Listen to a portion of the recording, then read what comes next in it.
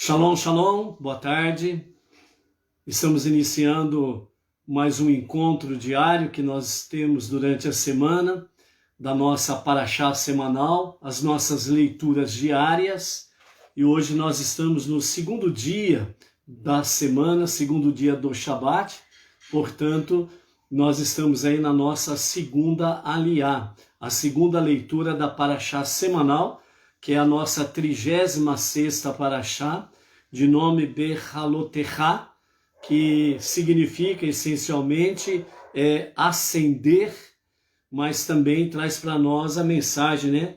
Quando levantares, quando subires, quando levantares ou quando subires, ao colocar o acendimento das luzes da menorá, o candelabro no Mishkan, o tabernáculo no deserto, foi onde que começou esta dedicação do altar, e a menorá, o Kohen Gadol, Aaron, ele era o responsável para fazer o acendimento das luzes da menorá no Mishkan, o tabernáculo no deserto, e posteriormente o substituto, né, de Aaron, o Kohen Gadol, no grande templo em Jerusalém, no Beit Hamikdash, fazia o acendimento da menorá.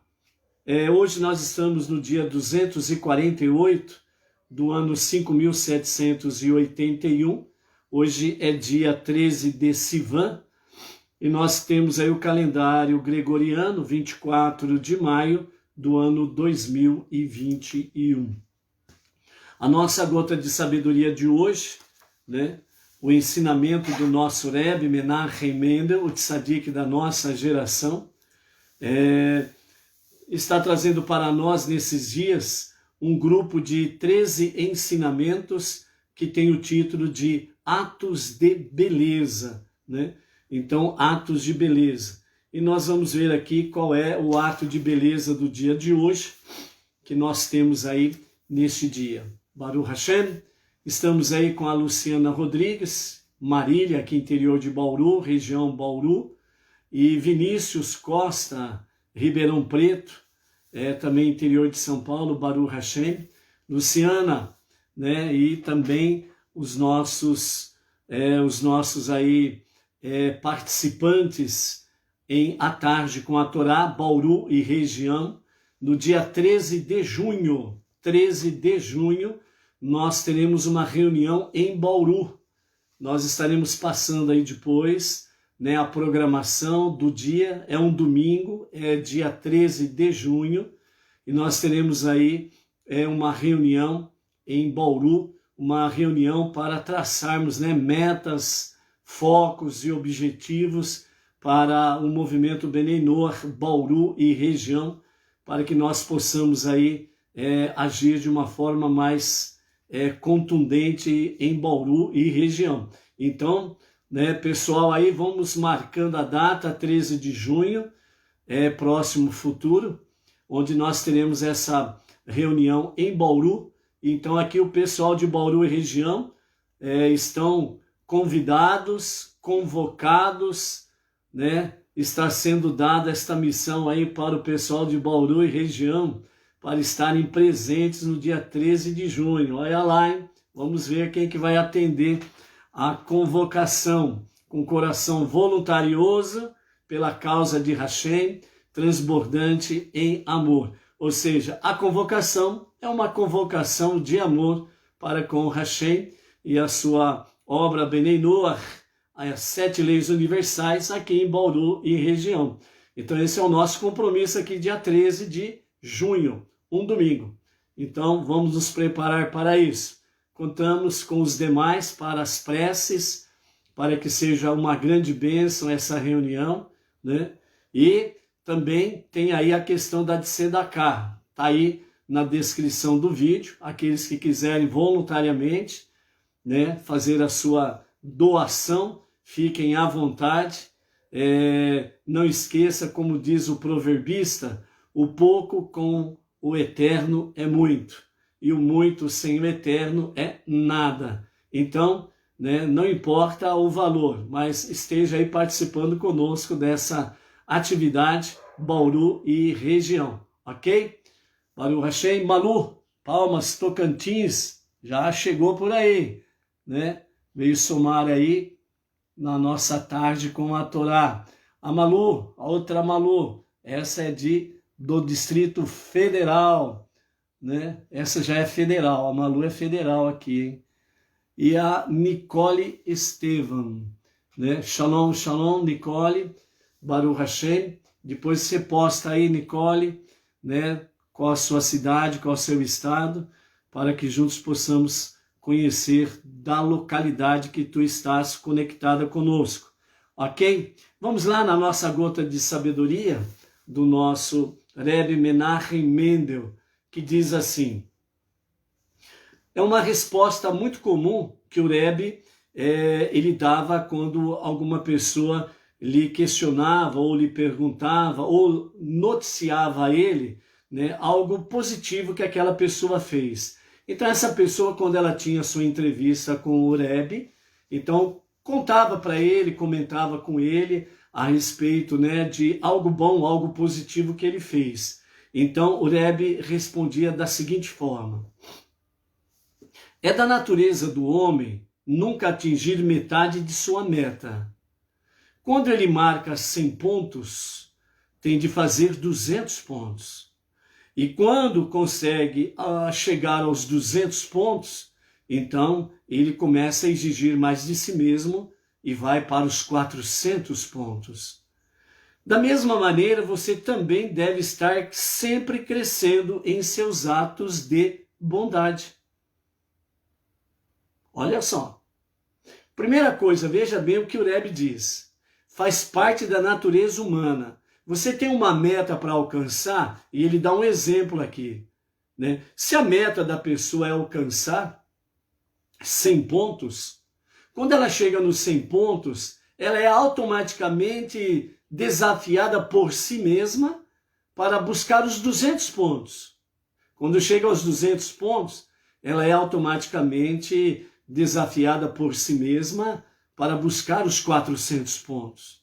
Então, quando alguém dizia ao Rebbe Menachem Mendel, o tzadik da nossa geração, dizendo que tinha feito algo bom, algo positivo, então ele respondia dessa forma e em seguida ele acrescentava. Da mesma maneira, ele deu um exemplo prático, mostrou a realidade da nossa natureza humana, e nessa realidade mostrando a nossa natureza humana, que nós somos automaticamente desafiados e também nos autodesafiamos quando alcançamos uma meta, a buscar uma outra maior. Então ele acrescenta, da mesma maneira, você também deve estar sempre crescendo em seus atos de bondade. Então, atos de bondade, atos de caridade, são, na realidade, atos de justiça. Então você não pode, nós vimos aqui anteriormente, você não pode ficar preso estritamente na palavra caridade. Você ficando preso estritamente na questão caridade, você está preso a alimentar o seu ego, no sentido de que eu pratiquei caridade, eu fui o doador e aquela pessoa foi recebedora. Eu sou mais do que ela é menos do que eu.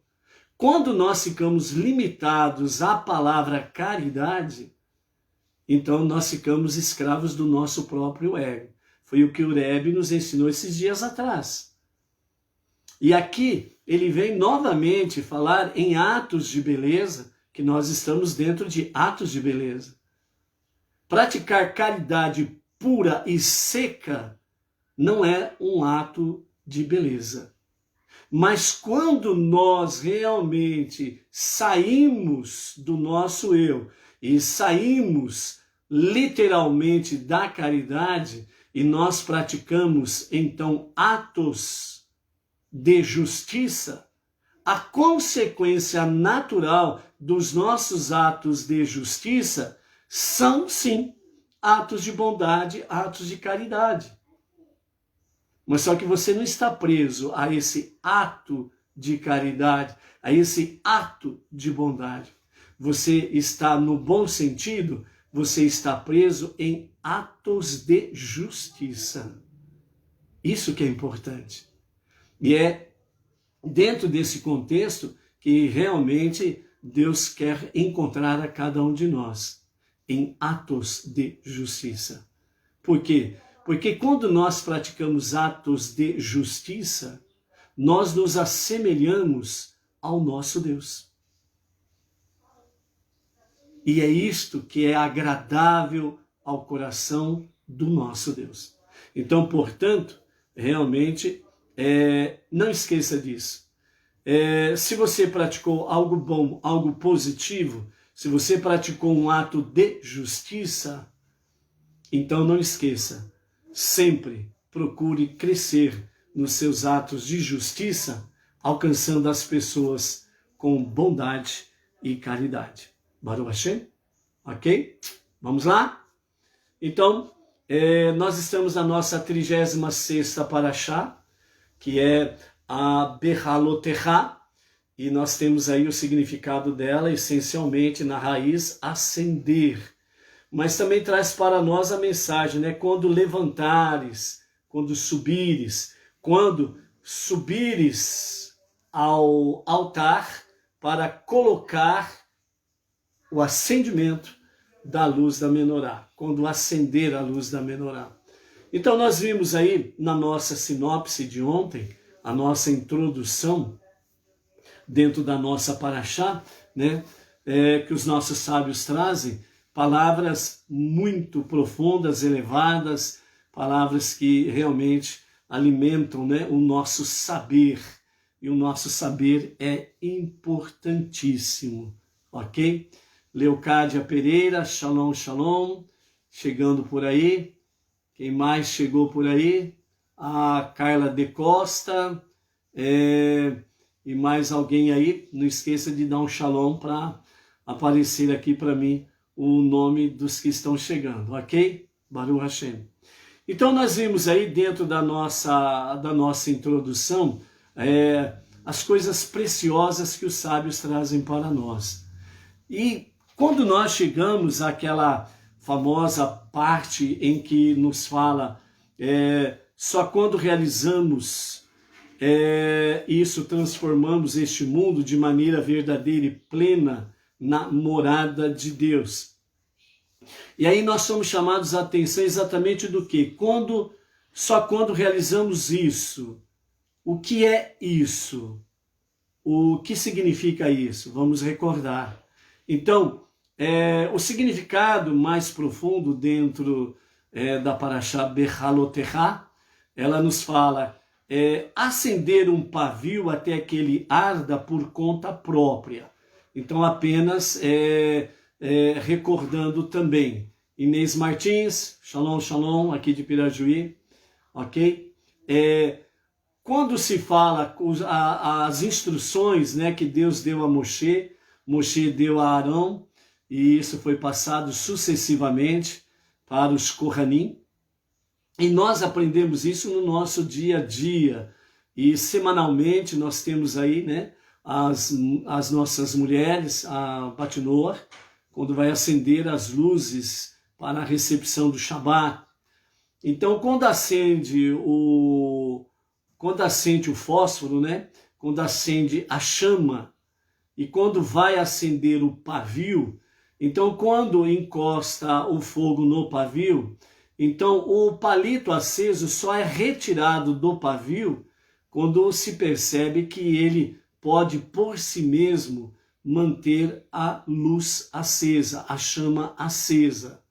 Então, dentro desse escopo, Behaloterá traz para nós sobre a questão do acendimento dos pavios da menorá no Mishkan, o tabernáculo.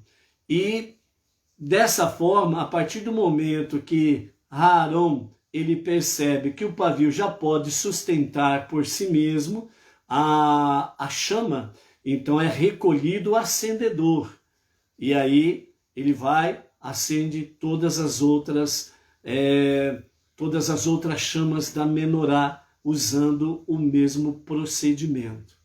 Então nós percebemos isso daí que, trazendo isso para a prática, os judeus para judeus, os não-judeus para os não-judeus, os rabinos para com os não-judeus, que tem trazido a respeito do conhecimento do monoteísmo com fundamento judaico, junto com isso trazendo as 7 leis universais para as nações. Então, a partir desse momento, nós aprendemos que quando é despertado em cada vida a consciência divina, que é esse pavio que está apagado, e a centelha divina que há em cada pessoa, né, fazendo todas as alegorias para nós entendermos. Então, esse pavio que está apagado em nós, essa centelha divina, essa brasa viva que está adormecida, que é a consciência divina, a consciência de Deus, certo? Então, quando ela é despertada e ela começa realmente a arder esta brasa, e a partir do momento, então, que esse pavio é aceso, e ele consegue manter essa chama acesa, ou seja, mantendo a consciência divina, mantendo a consciência de Deus, que há um só Deus, que não há outro Deus, que não há outro Salvador. E para os não-judeus, as 7 leis universais são as nossas essências para manter o nosso pavio aceso, a nossa consciência divina acesa. Então, qual é o nosso pavio? É a consciência divina, é a consciência de Deus. E o que traz para nós realmente essa chama é permanecer acesa e ardendo por si mesmo. É diariamente nós nos dedicando naqueles 5 alicerces: Techuvá, Tefilá, Tzedaká, estudo da Torá e as 5 leis, e as 7 leis universais, certo? Isso daí que vai manter o pavio aceso, a nossa consciência divina, a nossa consciência de Deus, onde que nós vimos também que a única realidade absoluta é Deus. Nada existe fora de Deus. Nada existe fora de Deus. Então, por isso, essa única realidade absoluta que é Deus, só pode existir o mundo visível e o mundo invisível dentro desta realidade absoluta que é Deus. Ponto. Fora dele, nada há. Ou seja, além de Deus, absolutamente não existe nada. O que existe é o que está em Deus. Por isso, a famosa expressão, Deus é tudo. Então, todo este universo que nós conhecemos até certo ponto, e sabemos que o universo ele não tem limite na contagem humana, porque na contagem humana não tem como medir o espaço sideral, aonde os potentes satélites podem chegar, são anos e milhares de anos-luz, que isso daí está além de trilhões e trilhões e trilhões e trilhões de quilômetros. Mas todo esse universo que o homem não tem condições de medir, e muito menos de chegar nem a 1,0%, vamos dizer, ou 0,1% do seu espaço sideral, certo? Tudo está em Deus, a única realidade absoluta. Então, ponto final. Aceite quem aceitar, creia quem crer, e quem não quiser crer, não crer neste Deus. Mas essa é a única realidade. Então, Deus é tão maravilhoso que ele ainda permite que o ser humano, ao qual ele criou, e foi a sua obra-prima da criação, ele ainda permite, com livre arbítrio, ele permite ainda que o homem, o ser humano, alguns, possam dizer, Deus não existe, não acredito nele, e ponto final. Mas mesmo assim, este ainda está em Deus. Mesmo que ele diz que não crê, mesmo que ele não aceite, e pode ficar com o seu mimimi. Mas a realidade absoluta é Deus. Ponto final. Então, aquele que obedece, aquele que não obedece, aquele que crê, aquele que não crê, aquele que é bom, aquele que é justo, aquele que tem os seus altos e baixos, aquele que é perverso, todos estão em Deus, porque Ele é a única realidade absoluta. E só existimos, e só existe todo esse universo, porque Ele é Deus. Ok? Então, dentro desta realidade, então, os sábios, eles dizem para nós que o revelar a divindade inerente em nossas rebeliões. Aqui agora, os sábios trazem para nós uma visão interessante sobre as nossas rebeliões. Vejam o ponto precioso em que os sábios, eles trazem a questão da rebelião. Preste atenção. De fato, um motim, seja uma rebelião contra Deus, uma desobediência para com Deus, mas os sábios dizem assim, no sentido mais refinado, né, ideias de motim. O que os sábios querem chamar a atenção aqui é que, na realidade, a rebelião ela não é propriamente dita da forma que nós imaginamos ou da forma que nós conhecemos. Então os sábios trazem aqui uma visão no sentido de ideias de motim. Ideias de motim.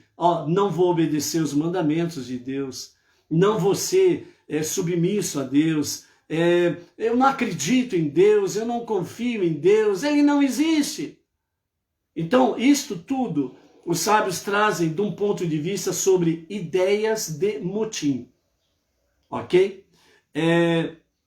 Então deve ser suprimido com a máxima rapidez possível.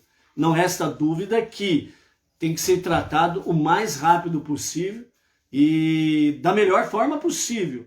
Não pode deixar. Tem aquele famoso ditado que diz, né, que a árvore que nasce torta não tem como endireitar depois. Quando ela estava nascendo, se ela não foi devidamente corrigida o seu desenvolvimento, ela vai ser torta para sempre.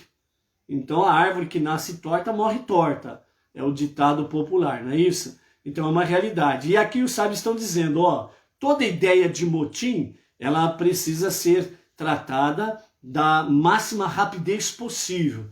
Não pode deixar isso amadurecer, criar raízes e por aí afora vai, ok?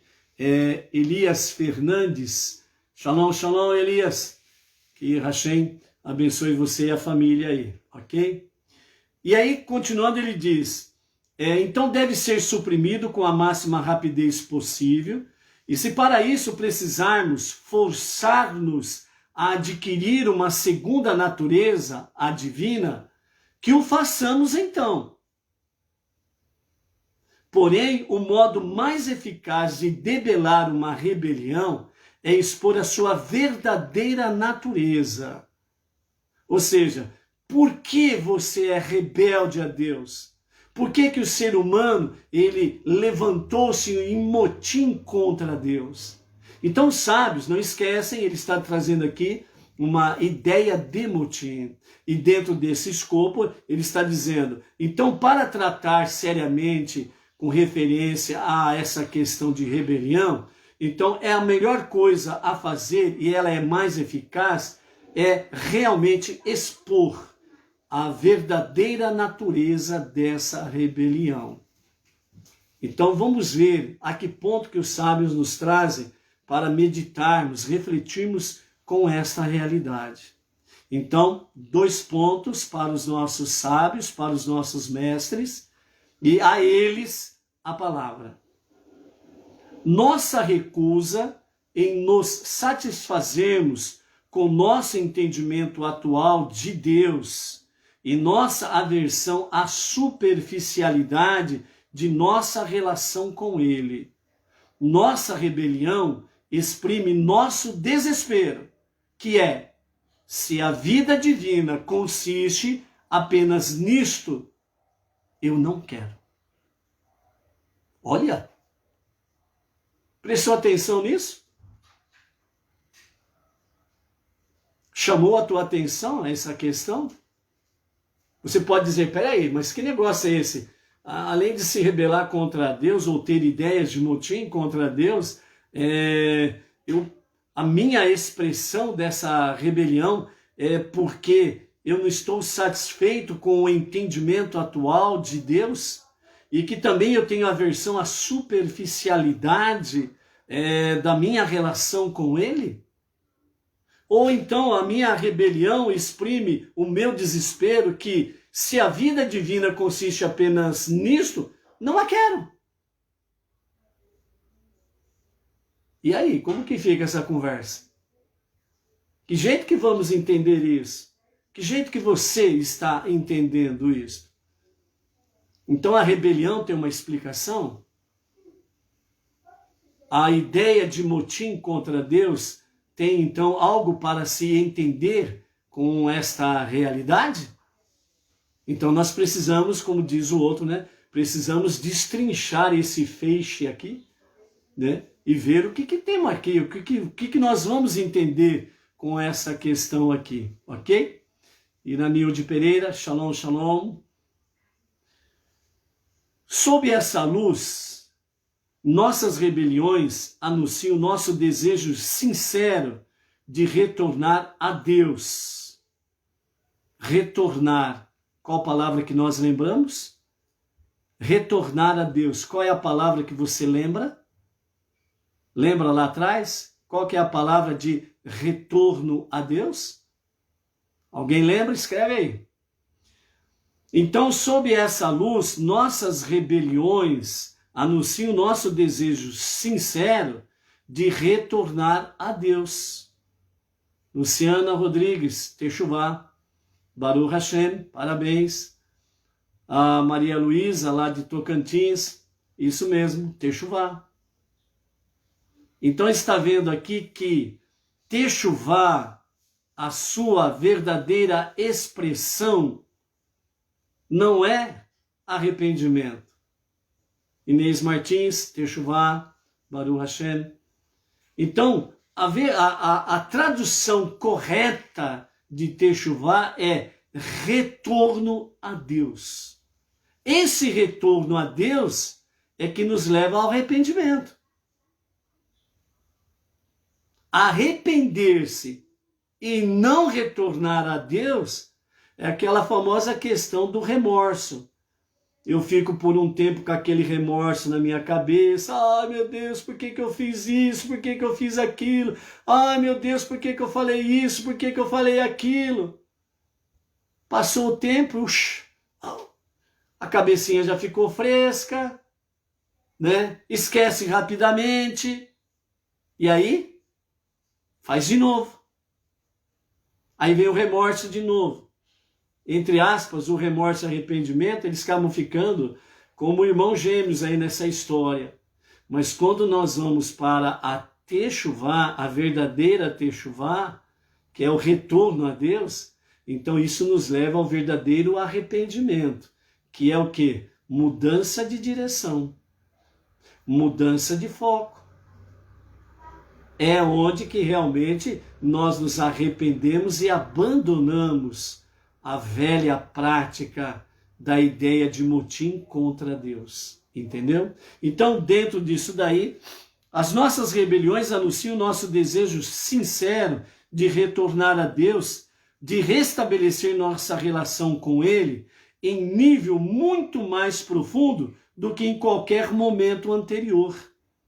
Então, por isso, quando nós vimos aqui que a nossa rebelião exprime o nosso desespero, qual que é o nosso desespero? É a nossa superficialidade com Deus.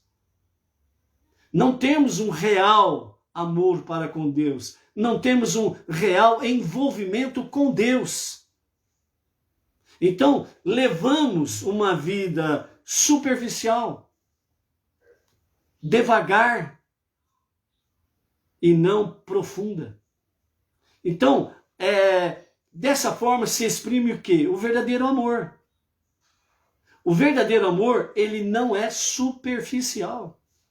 O verdadeiro amor, ele se envolve com a pessoa amada num compromisso, em harmonia, em comunhão, em tolerância, paciência. O verdadeiro amor envolve-se com a pessoa em humildade e sempre crescendo, um com o outro. E esse envolvimento faz com que realmente, o verdadeiro amor faz com que as duas pessoas elas sejam uma só, como diz o próprio decreto de Hashem. Portanto, o homem deixará a sua casa, unir-se-á à sua mulher, à sua esposa, e não serão mais dois, serão um só. Então, Deus exprime o verdadeiro amor numa visão humana para que nós possamos compreender realmente como que nós devemos amá-lo. Então, o nosso amor para com Deus, ele não pode ser da boca para fora. Então, segundo os sábios aqui, que traz o exemplo do povo israelita, do povo judeu, vem trazer para nós o exemplo de que essa superficialidade com Deus nos leva a ideias de motim. Não é contra Deus, é contra nós mesmos. O motim é contra nós mesmos. Por quê? Porque eu não estou conformado com essa superficialidade com Deus. Parece que Deus está tão distante e eu estou do outro lado. Então, essa rebelião que os sábios querem trazer para nós aqui é uma forma de expressão de que eu quero mais de Deus, com Deus e por Deus. E eu preciso me envolver mais. Eu preciso amar mais para poder me envolver mais. Então, quando realmente o verdadeiro amor vem, aquele que ama, ele não mais está focado em si mesmo. Tanto é que aquele que ama verdadeiramente, ele mais pensa na pessoa amada do que em si mesmo. E ele procura fazer mais pela pessoa amada do que por si mesmo. Ele procura o bem-estar e elevar mais a pessoa amada do que a si mesmo. Então o verdadeiro amor, ele faz você sair de você, para você fazer parte de uma forma intrínseca, íntima, na pessoa que você ama. Então, é isso que os sábios querem dizer para nós com referência o nosso relacionamento com Deus. Ele não pode ser superficial. Então, é a mesma coisa você estar no caminho monoteísta, a crença no único e verdadeiro Deus e Salvador, mas depois que você volta para a sua vida secular, você está aí abraçando tudo quanto é divindade. Você aceita de bom grado toda e qualquer divindade que as pessoas falam. Leva para sua casa, traz para sua vida, leva para o seu porta-joias. Não. O verdadeiro amor, ele se envolve com a pessoa amada e o verdadeiro amor é fiel à pessoa amada. É isso que Deus quer de cada um de nós. Um amor verdadeiro, fiel. Então, as rebeliões que nós vamos contemplar aqui para frente, o sábio chama-nos a atenção dentro desta realidade aqui, para que nós possamos compreender. Porque muitas vezes, quando nós vamos ler, ouvir, refletir sobre a Torá e entramos naquelas partes em que nós contemplamos a rebelião do povo israelita para com Deus, muitas vezes nós não judeus ficamos facilmente, entre aspas, né, facilmente cheios de razão e, nossa, como que pode esse povo ser tão rebelde? Viram o que viram e foram tão rebeldes assim?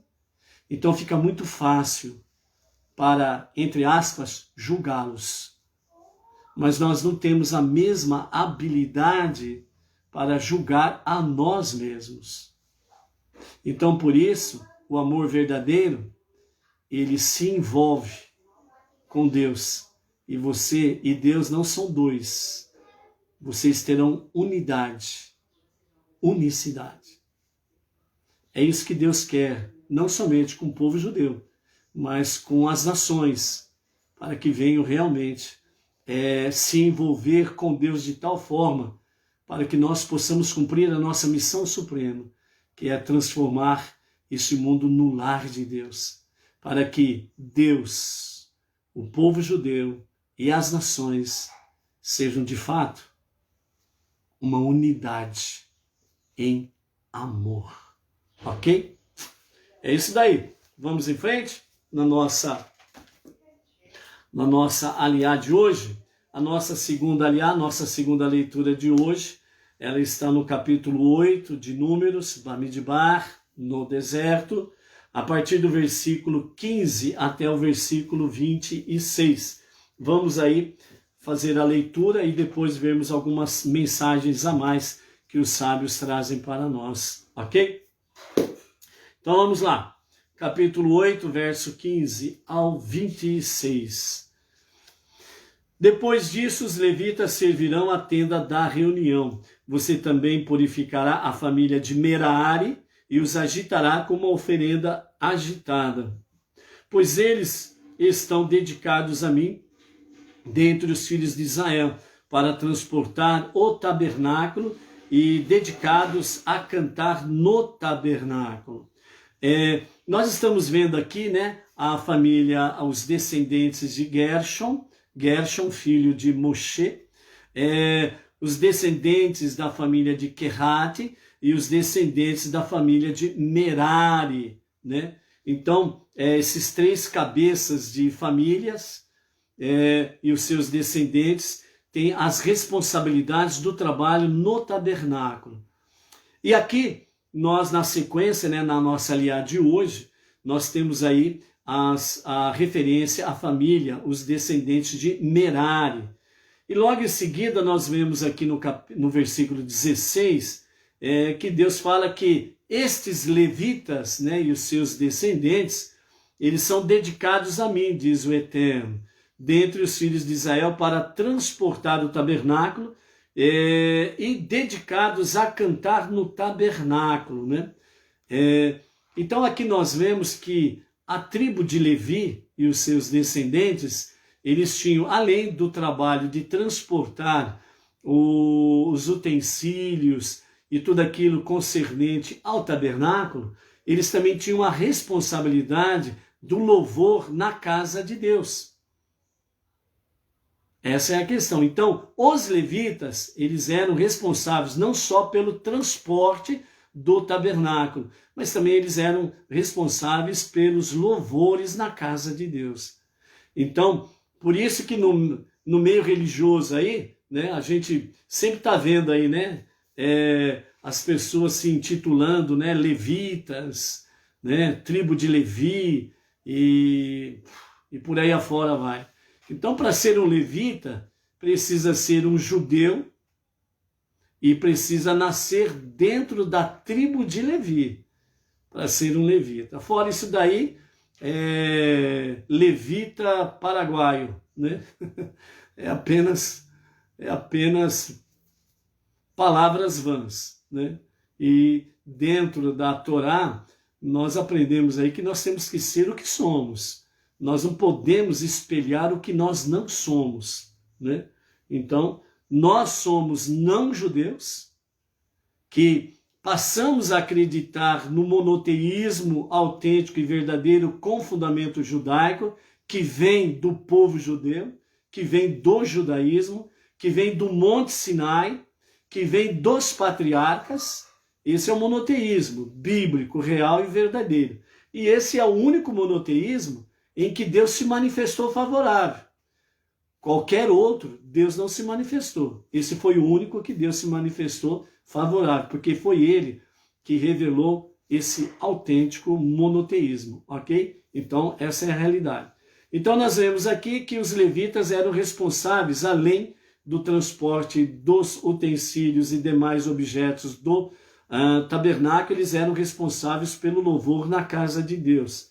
E na sequência, no versículo 17 do capítulo 8, nós temos assim: pois todo primogênito dentre os filhos de Israel, tanto pessoa quanto animal, foram originalmente escolhidos como meu no dia em que eu matei todos os primogênitos na terra do Egito. Naquele momento eu os santifiquei para mim, mas agora eu tomo os levitas no lugar de todos os primogênitos dos filhos de Israel, porque o primogênito, ele idolatrou o bezerro de ouro. Ou seja, até o pecado do bezerro de ouro, todo primogênito de todas as tribos, de todas as famílias da casa de Israel, eles eram os sacerdotes da sua casa. E, portanto, eles eram responsáveis pelo serviço sacerdotal da sua família. Mas quando os primogênitos se envolveram no pecado do bezerro de ouro e a tribo de Levi não se envolveu no pecado do bezerro de ouro, a tribo de Levi ficou íntegra, 100%. Ninguém se envolveu com o pecado do bezerro de ouro. Então, nesta ação, neste acontecimento, então Deus viu que os primogênitos não eram dignos de tal honraria, serem sacerdotes. E quando eles viram a ação dos levitas, que não se envolveram com o pecado do bezerro de ouro, então Deus viu que a tribo de Levi era digna do sacerdócio.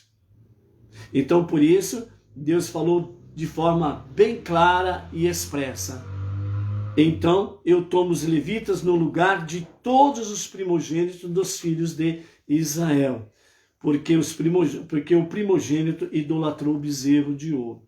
Então, foi essa substituição para o serviço no tabernáculo. Não mais os primogênitos, mas sim os levitas. Depois, no verso 19, nós temos: eu dei os levitas dentre os filhos de Israel como um presente a Arão e os seus filhos, para realizar o serviço na tenda da reunião, para os filhos de Israel e para espiar pelos filhos de Israel. Os filhos de Israel não precisarão, então, se aproximar do santuário e, consequentemente, não serão afligidos os filhos de Israel por uma praga. Então, aqui nesse versículo 19, nós temos algo interessante que os nossos sábios nos trazem. Aqui no versículo 19, os filhos de Israel são mencionados 5 vezes nesse versículo. Então, segundo os nossos sábios, o que o Eterno está mostrando com essa questão? Poucos instantes nós vimos aí que ele substitui os primogênitos, dando a primazia para os levitas. Então os levitas têm a primazia no serviço do tabernáculo. Os primogênitos perderam essa primazia por causa de terem adorado o bezerro de ouro. Mas aí vem aquela questão. Então Deus, ele desprezou os primogênitos israelitas e ponto final? Não. Então, nesse versículo 19 do capítulo 8 de Números, quando é mencionado 5 vezes os filhos de Israel, que está literalmente se referindo aos primogênitos e automaticamente todas as tribos de Israel. Certo? Então, dentro desse compêndio todo, ao mencionar 5 vezes a expressão os filhos de Israel, Deus está dizendo que ele ama ele verdadeiramente ama todo o povo de Israel, assim como ele ama os 5 livros da Torá. O mesmo amor que Deus tem pela Torá, ele tem por todo o povo judeu. Aqui nós temos mais uma prova de que Deus não mudou. Como alguns segmentos religiosos dizem por aí, que o povo de Israel foi abandonado por Deus, foi esquecido, e ele foi substituído, né, por onde certos segmentos religiosos dizem, né, a nova noiva de Deus. E não existe isso biblicamente, não tem fundamento nisso daí. Como nós já vimos, Deus ele não é homem e nem filho do homem, portanto ele não tem a natureza animal de pular a cerca e trair a esposa, cometer adultério. Por isso, entre outras coisas, Deus não é homem nem filho do homem, onde não há esperança de salvação. E também não há realmente qualquer possibilidade dele ser adúltero, de abandonar a menina dos seus olhos. O povo judeu, de abandonar o seu filho primogênito, o povo judeu. Então aqui nós temos mais uma prova que Deus é fiel, ok? Não aos seus parâmetros, muito menos ainda aos parâmetros de certos segmentos religiosos que querem obrigar a Deus, agora você abandona Israel. Você não é mais o Deus de Israel. Agora você é o nosso Deus. Nós somos a noiva do Cordeiro e, portanto, é esta noiva que você ama. A outra esquece. Então as pessoas acham que Deus é assim, que pode pintá-lo do seu bel prazer. Negativo. Negativo. Deus é fiel aos seus princípios, não aos princípios de segmentos religiosos. Ele é fiel àquilo que está nos 5 primeiros livros da Bíblia, conhecido como Torá, no meio judaico, e no meio não judaico, conhecido como Pentateuco. Então, assim como Deus ama a Torá, ele ama o povo judeu. E o povo judeu é a menina dos seus olhos, é a sua noiva, é o filho primogênito. E ele não abandonou nenhuma destas coisas, nenhum desses atributos com referência ao povo judeu. Ponto. Ok? É isso daí. Diná, Paglace, meu irmão. Te conheço de algum lugar, Diná. Então, continuando, verso 19, vimos aí 5 vezes, 5 livros da Torá e o amor que é imutável de Deus para com o povo judeu. Verso 20, Moshe, Arão e toda a congregação de Israel fizeram assim com os levitas. Os filhos de Israel fizeram tudo que Deus instruiu a Moshe com relação aos levitas. E os levitas se purificaram e lavaram as suas roupas. Arão os agitou como uma oferenda agitada diante de Deus. Arão expiou por eles com a oferenda de pecado que os purificou. Depois disso, os levitas vieram para realizar seu serviço na tenda da reunião na presença de Arão e de seus filhos. Tudo que Deus ordenou a Moshe com relação aos levitas, eles prontamente fizeram a estes. Deus falou a Moshe dizendo: estas são as regras de desqualificação para os levitas.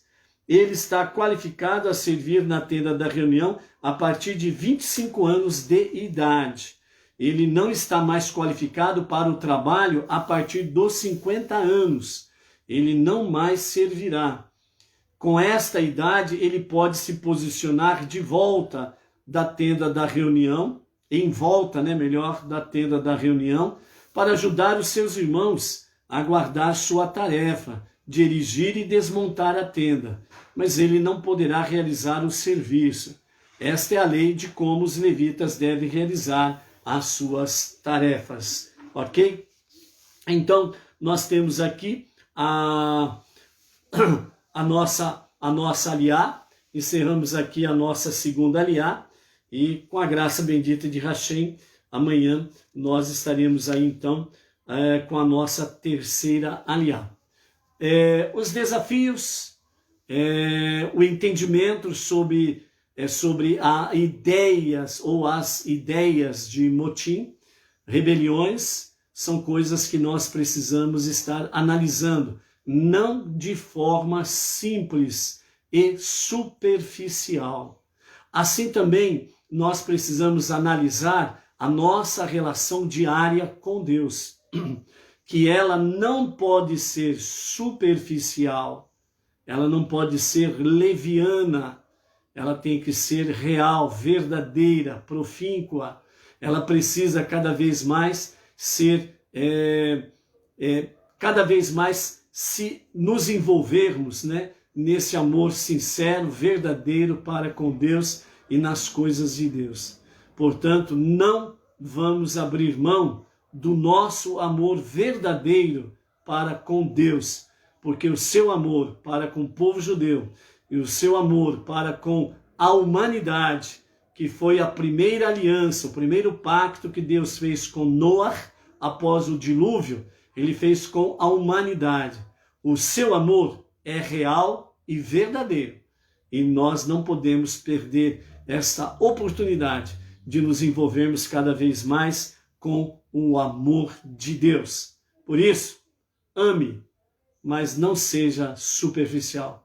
Ame com toda a tua alma, com todo o teu corpo, com todas as tuas forças.